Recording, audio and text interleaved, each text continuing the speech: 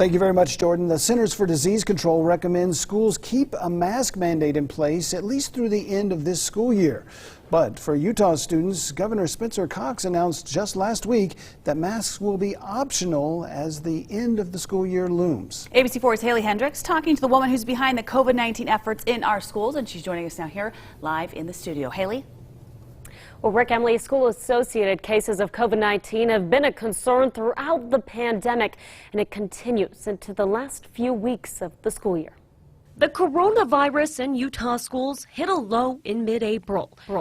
The Utah Department of Health reporting just over 500 cases over a 2-week time frame.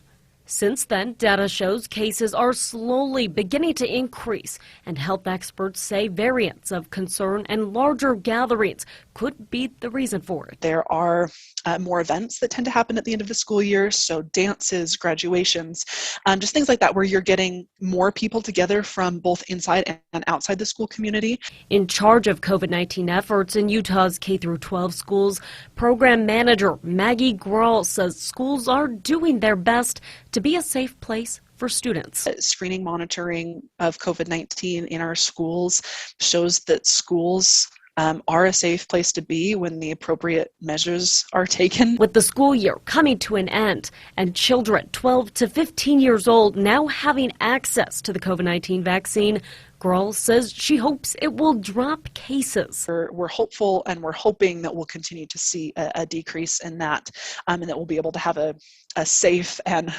hopefully overall uneventful end of the school year as related to COVID-19. But with masks only being recommended the last week of school and a small percentage of children vaccinated, Grawl says the increase in cases could lead to a minor spike in school-associated cases.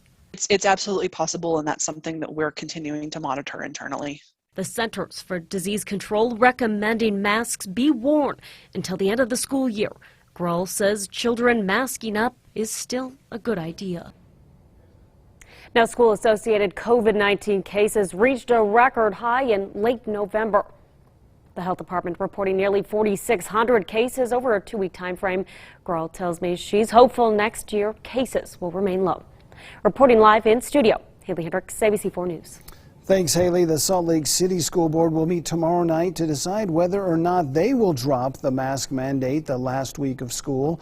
The Canyons, Granite, Jordan, and Murray districts announced last week that masks will be optional. A number of states are